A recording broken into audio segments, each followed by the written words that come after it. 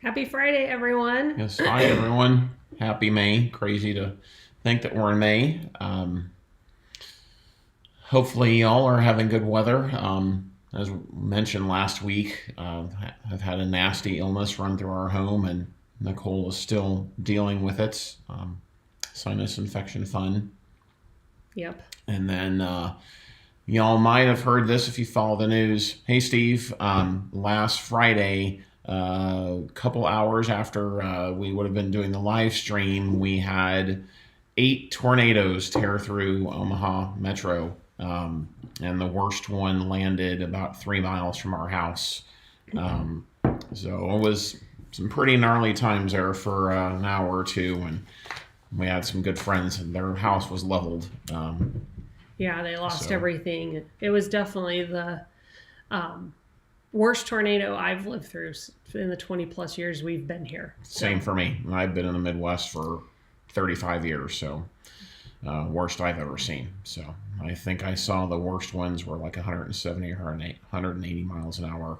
The one that touched down about 3 miles from our house. So we're very thankful. Yes. Very thankful to be here and not have had any damage at all. But definitely our heart goes out to everyone who was affected. And I know it wasn't just in Omaha. There's, other cities too. Yeah. Oklahoma especially, but Iowa too. So yeah, for sure. With that, we're going to get into streaming. No real way to transition. Yeah, we are, because we have a lot to cover today, especially since we're looking the last 2 weeks, but there's just been a lot going on. So, hey, Mandy, hey, Aaron. Yeah, hey, everyone. And I just have to say, the Star Wars nerd in me has to say, happy early May 4th. If anybody loves Star Wars and they're celebrating tomorrow in a fun way, drop it in the comments, because I know that we like to do that. Everyone except John, that is. Make special food and pick a movie to watch from the Star Wars universe. So that's just kind of fun. So with that said, I think we will get into our first news item, which is that Peacock is raising rates. So if anyone saw that, get it up here on screen. Peacock prices are going to go up ahead of the Summer Olympics, which begin in late July. This will be Peacock's second price hike in the last year. So it was August of last year, I believe, that they last raised rates. Yep. The ads plan then rose by $1. The without ads rose by $2. Now, the ad-supported plan, which is called Peacock Premium, is going to go up by $2. It'll be $7.99 a month. Annual will be $79.99. And then Peacock Premium Plus, which is the plan without ads, will also go up by $2. It'll cost $13.99 a month or $139.99 a year. New customers, if you don't have Peacock and you're thinking about signing up, those rates are going to go up beginning on July 18th. Conveniently a week before the Summer Olympics, which they're live streaming. Yep, and existing customers will see price hikes on or after August 17th, and it's just important to note that they are not adding anything of benefit. This is just a pure price hike. So. Yep, and as Woodage is very aptly pointing out, for their possible NBA deal. And right. If they get that, we can only expect rates to increase even more. Yeah. In the near future. Yeah, and just one more note on Peacock here. We do have a little bit more about their earnings. Let's see, they announced these about a week because we were going to discuss this last Friday. Yeah, right. They the CFO said, "We're really pleased with Peacock's trajectory." And he said, "We started the year with an incredibly successful NFL wildcard game, which resulted in a nice lift to paid subscribers. But even more important was how our broad content offering enabled strong customer acquisition, retention, and engagement." And just the takeaway from that is that they added 3 million subscribers in the quarter. And that exclusive wildcard playoff game worked. They had a lot of people sign up to get that, and those people, many of them have not canceled yet. Actually, Peacock said that more stayed than they thought. They thought more people would drop the service after the game, and I don't know what that says I don't know if it's they like Peacock or they just are forgetful and haven't gotten around to canceling it yet. Probably both, but more on the latter end. Yeah, and just a few other notes about Peacock. They released a report saying most of their users are spending 90% of their time watching non-sports related content. Oppenheimer, very popular movies on the platform now, and their Peacock is up to 34 million subscribers now. So it's just, I think, again, showing that shift away from cable because their TV revenues were down. They are still overall not profitable because they are spending a lot of money to acquire streaming subscribers through marketing, and that may not even take into account what they paid to get that playoff game.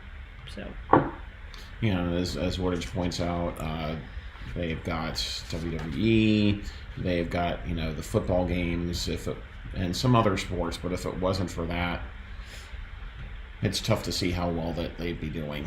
Yeah.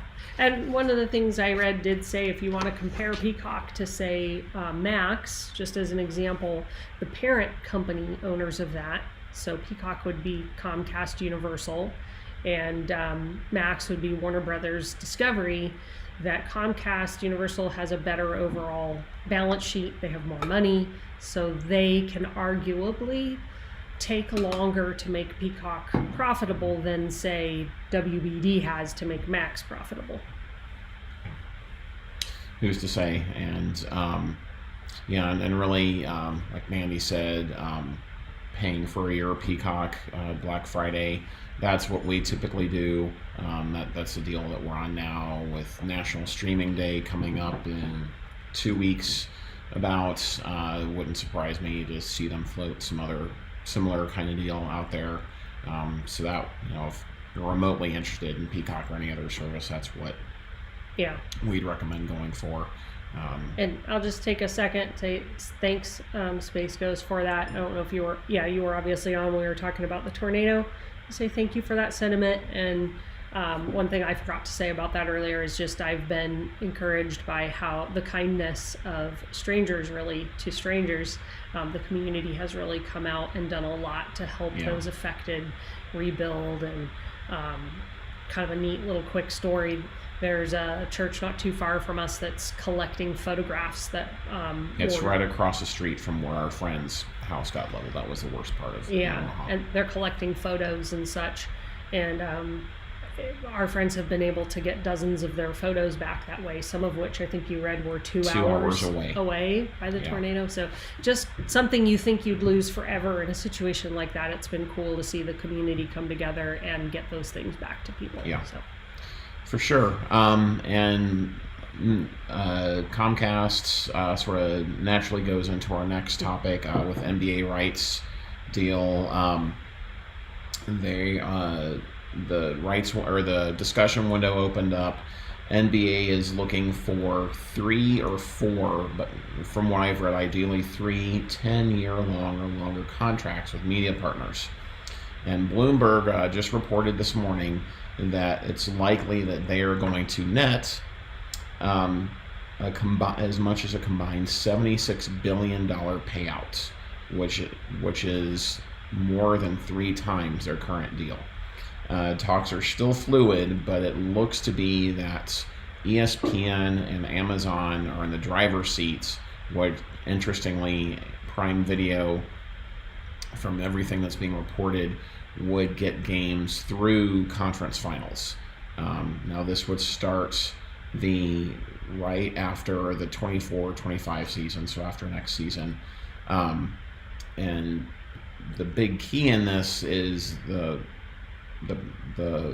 big sticking point right now seems to be whether or not WBD is going to step up. And Comcast is pushing hard to try and get that third spot, because it's pretty safe to assume that ESPN, Disney has stepped up from what I read, a $2.6 billion a year.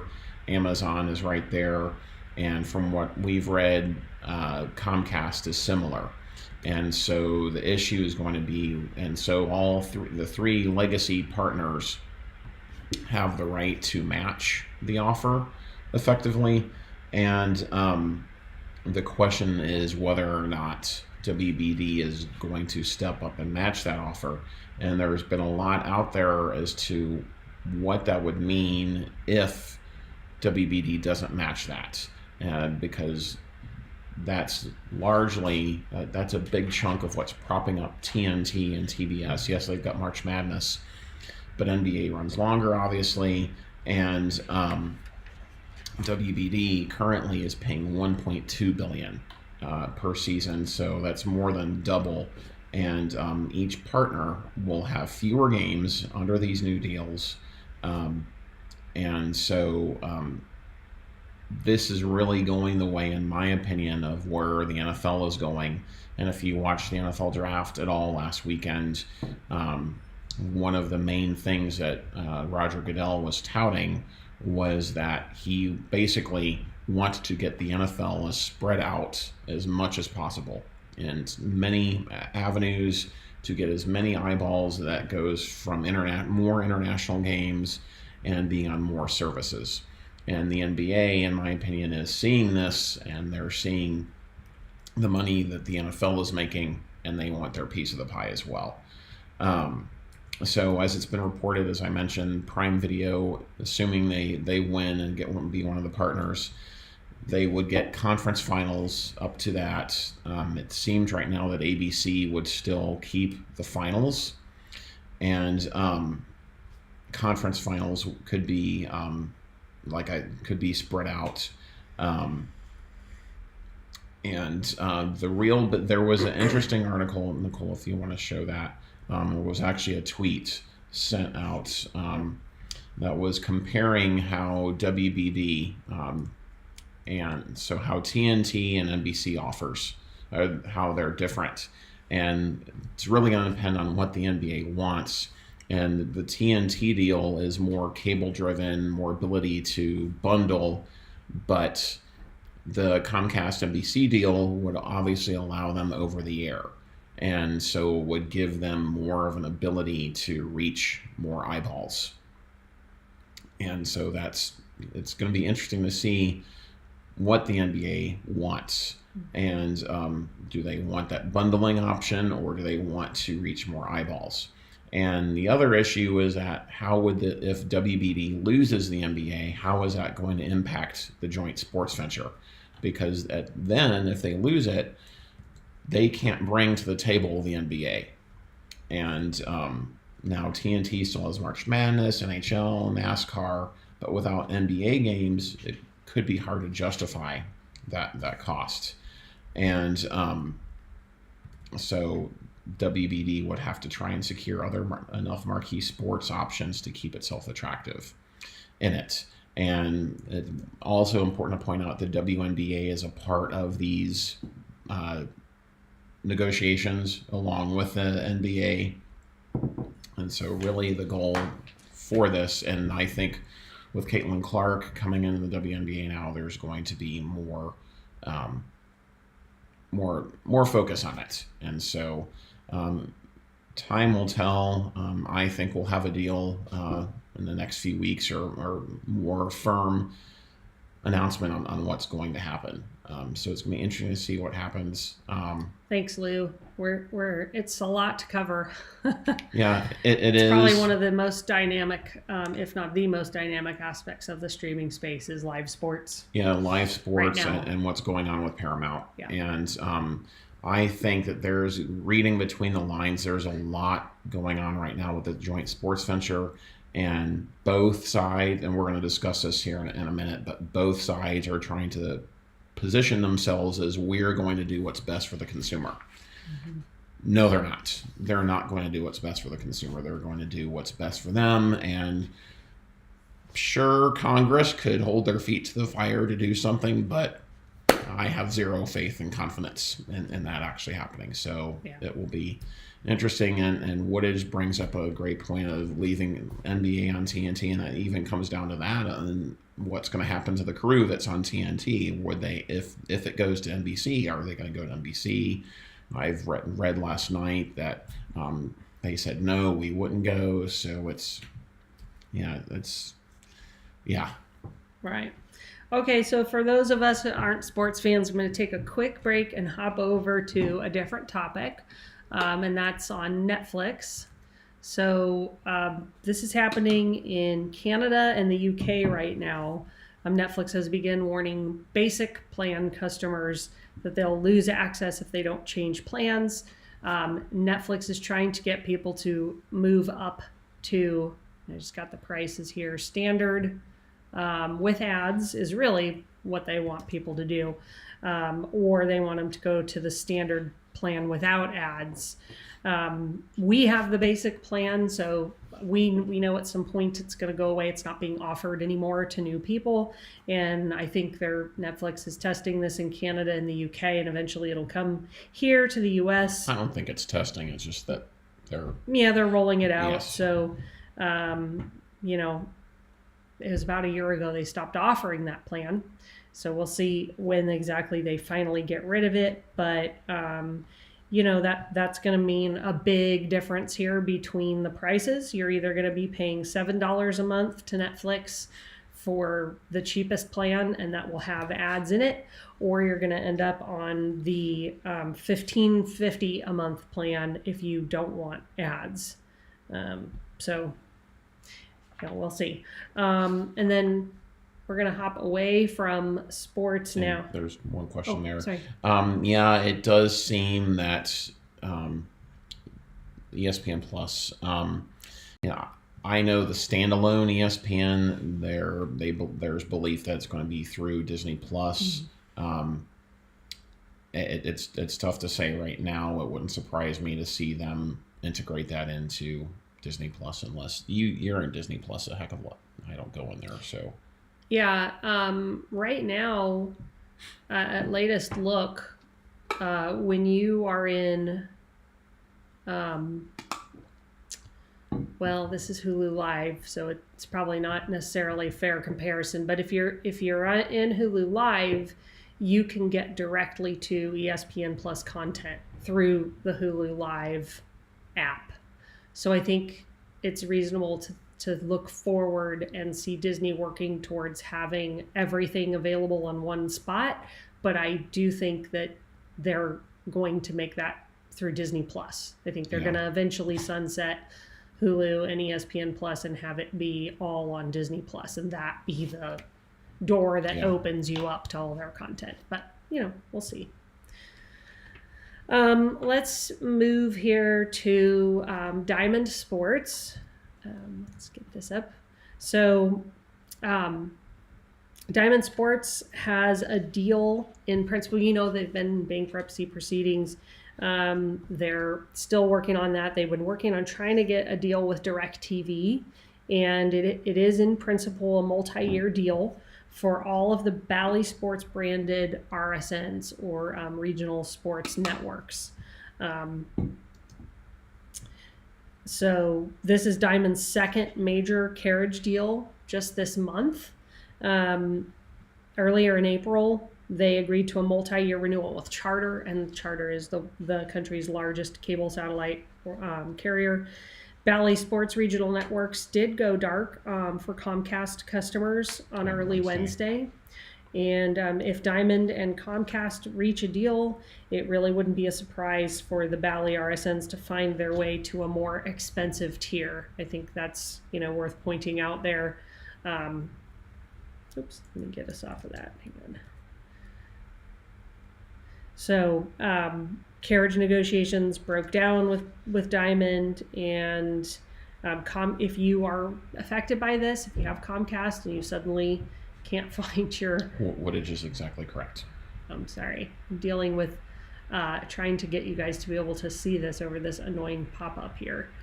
So 1 second, and I'll get that up for you. And there we go. If you are a Comcast subscriber, you lost your Bally RSNs, Comcast Xfinity paid TV customers will automatically receive $8 to $10 a month in credits. So at least there's that. And I guess, kind of the salient point here is just that this carriage dispute is just another pain point for Diamond. They're trying to get out of bankruptcy. We know that. and the whole beleaguered regional sports network industry. Still, even if they are able to get a new deal done with Comcast and DirecTV, and we know they have charters, it still, Bally doesn't have, or Diamond doesn't have deals with Dish, YouTube TV, Dish. I feel like I just said Dish, YouTube TV, and Hulu Live, and they're not going to get those. So, trying to predict the future of regional sports networks is even harder than trying to predict the future of the joint venture. But I think they're dying a slower death maybe than at least I thought they would.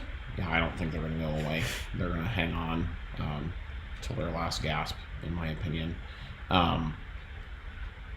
So yeah, and as Space Ghost brings up, wishing YouTube TV would get MLB Network back, and as I mentioned in our review in response to some comments this week, the prevailing sentiment is the belief that YouTube TV believes that they don't need to because they've got Sunday Ticket, and that is enough. So who's to say if that's actually true or not, but it does stand out that Hulu Live and others have it.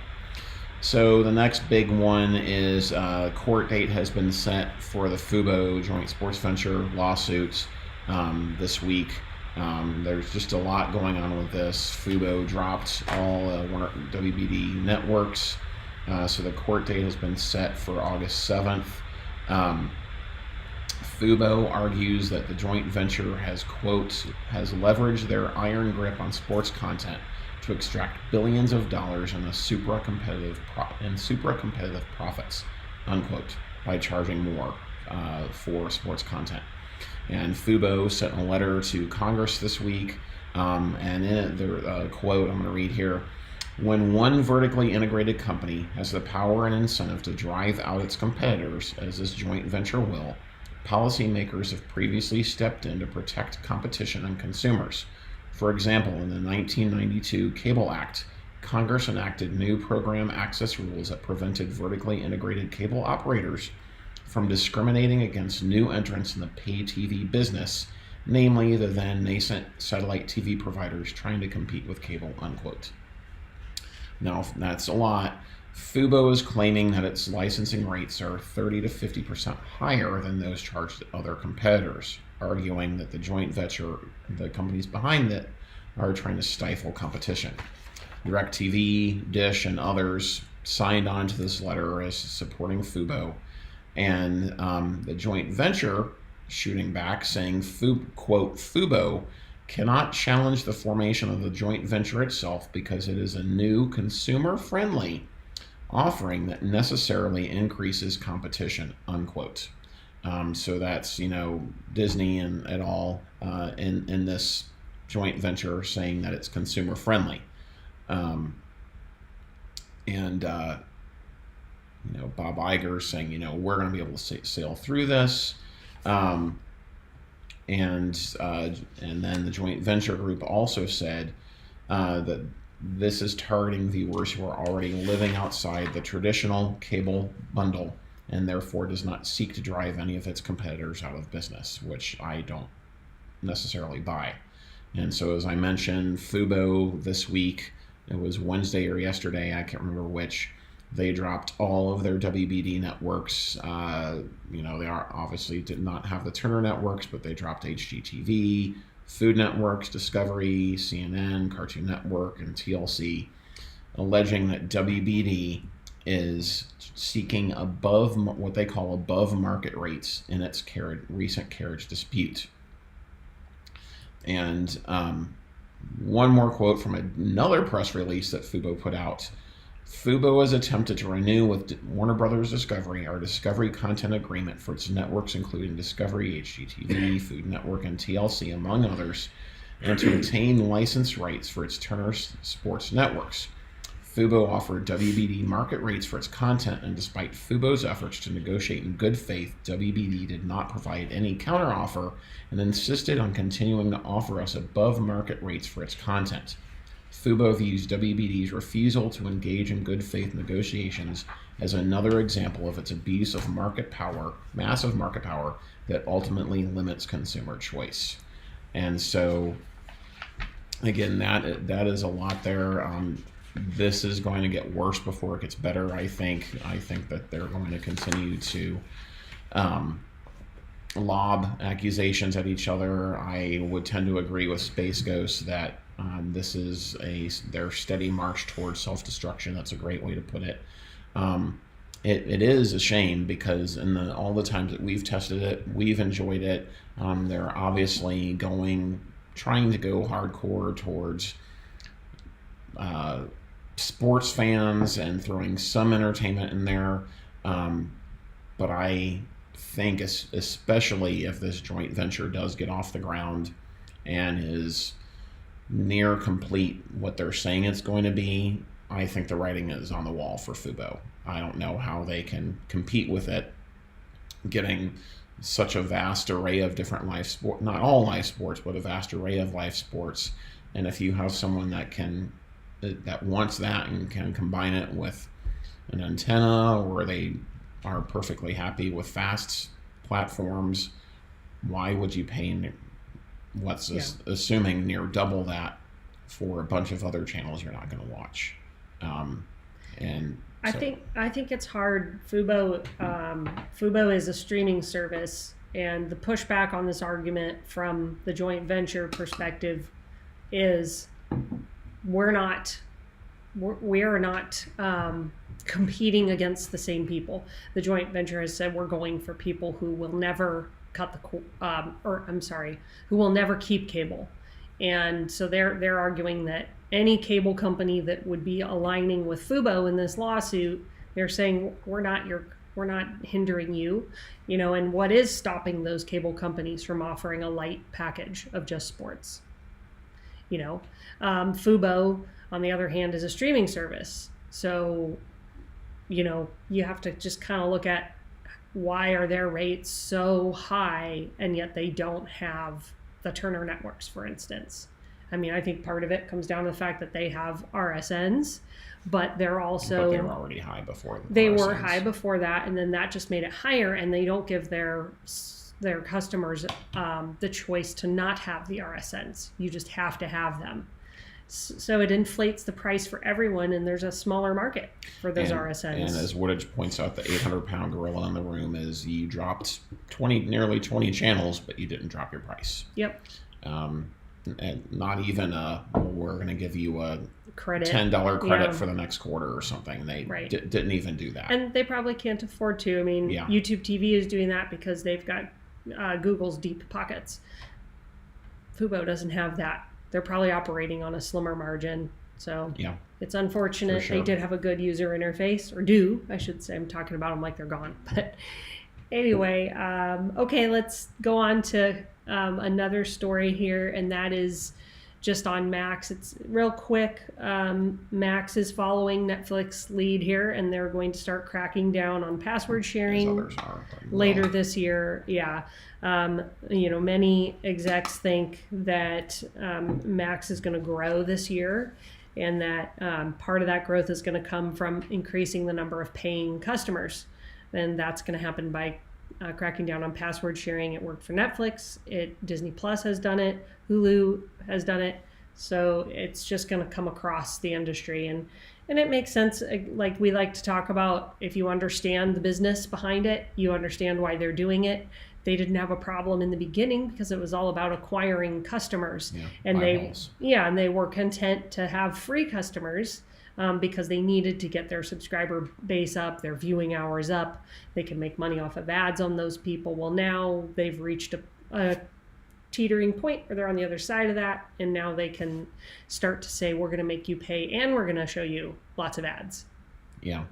And Woodage brings up a good point. We canceled. Sling is what we typically go with during the college football season. We picked it up for the month again for the NFL draft and for our son to be able to watch some of the NBA playoffs. We're getting rid of it here in a couple of weeks, but they typically run a deal. Right now it's half off, I believe, for the first month. And heck, even Hulu Live right now has a 3-day free trial, which it had been a couple of years since we had actively used Hulu Live, and we just tried it this past weekend.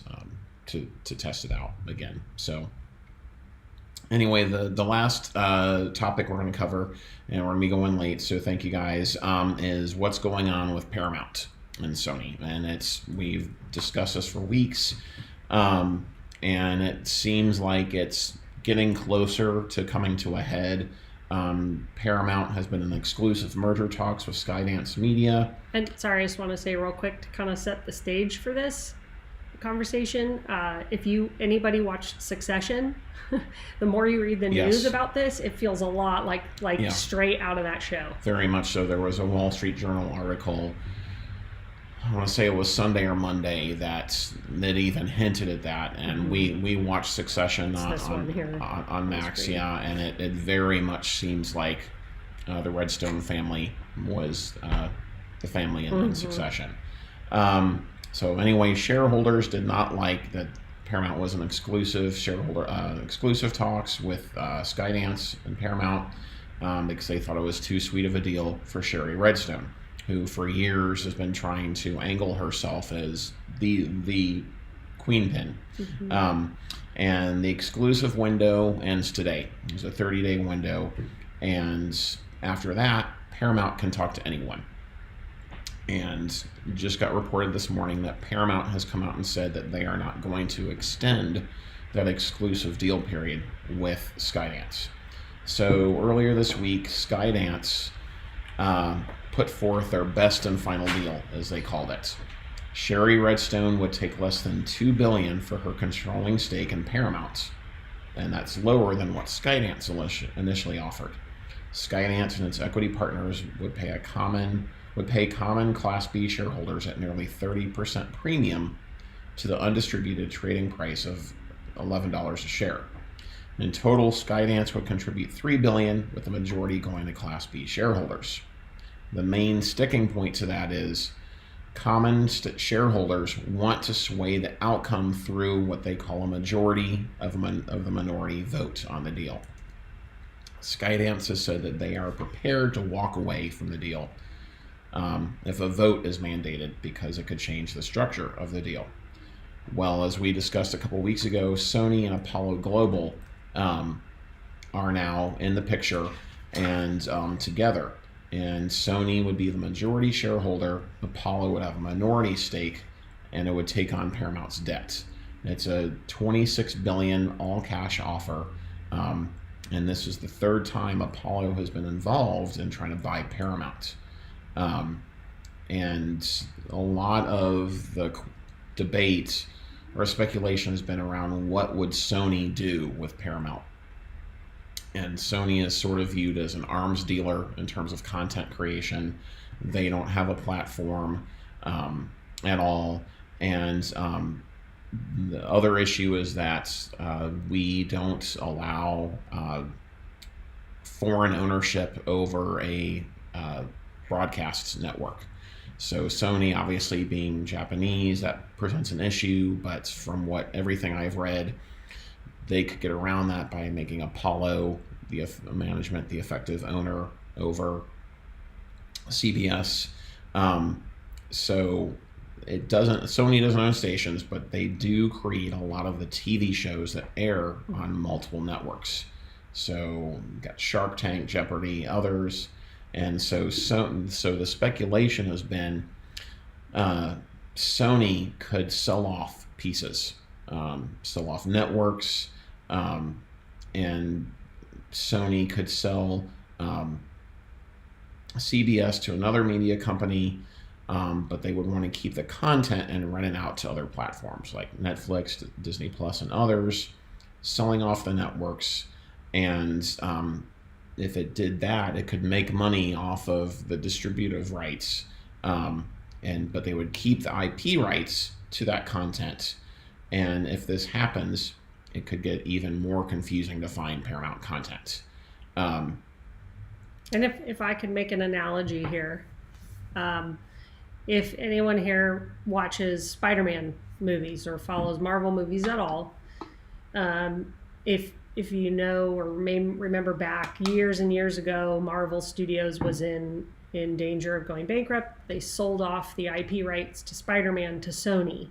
and and then eventually Disney bought Marvel, and you have a lot of Spider-Man movies coming out that are made by Disney, and then you also have these Spider-Man movies being made by Sony because they own that IP. I mean, they're working with other studios to make those. And when I learned that, I thought, oh, this explains why Spider-Man, that kind of franchise, if you will, feels so discombobulated. Now just imagine that being applied to everything that Paramount has right now and CBS. You got your sports, your original shows that are really popular like Yellowstone, movies from Paramount. And if Sony owns all that and they distributed it, it could be a good thing. Like we could see more movies on Netflix and more content on Netflix, for example. But it also could make it a lot harder to find what you're looking for, especially if you're thinking of, well, I like stuff on CBS. Where do I find that now? The answer is big fat question mark. If this goes through. And to answer the question about if they would keep Nick, everything I've read, there's belief that Sony would try and sell off as many of the networks as possible, and really what they want is the ability to distribute and to use Paramount's lot. And everything that's there. That's what they want. And so in the context of all this, you likely heard that Bob Backish stepped down, 4 directors left, and they've got now an office of the CEO that's filled by 3 different people. And their earnings came out that they had added 3.7 million customers in Q1. They're now at 71.2 million. And the prevailing sentiment is that if the Sony Apollo management deal works out, that they in all likely, very possibly would shut down Paramount Plus as a platform. And so I think this and the sports that we discussed, those are really 2 big things that are going on right now in the space, because sports obviously live sports is the key driver to so much viewership. And then if someone like Sony comes in that doesn't have a platform and comes in and just sort of spreads content everywhere, to Nicole's point, it's going to become more difficult to find that content. So time will tell what this is going to be like.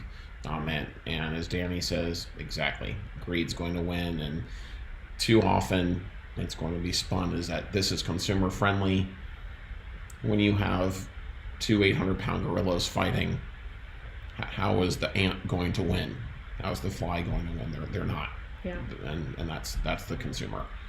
So just makes me wonder if at some point we'll look back on all these network-owned streaming platforms as a bubble that burst, popped up and went away fairly quickly, because it seems like we're moving toward, if Paramount Plus goes away, we're moving back towards what people really want, which is to be able to go to one place for their content, which is kind of what cable was. Yeah. Maybe Netflix becomes that new place for everything that isn't sports anyway. Yeah. It is. Yep. And fast services. Exactly what it is. Well, thank you for staying late with us, everyone. We're not going to be here next Friday. Nicole is going to be visiting her folks to make sure that they're okay, and the joys of aging parents and living in the middle of the country and them being on opposite coasts. We love you, Mom and Dad, if you're watching. Yes, but we will be back in 2 weeks on the 17th, because you don't want to hear from me for half an hour. So thanks for staying late with us, everyone. Thanks, everyone. Have a great May 4th. May it be with you, the 4th be with you, and a fun Revenge of the 5th as well. And we'll see y'all in a few weeks. Yes. Take care. Yep. Bye.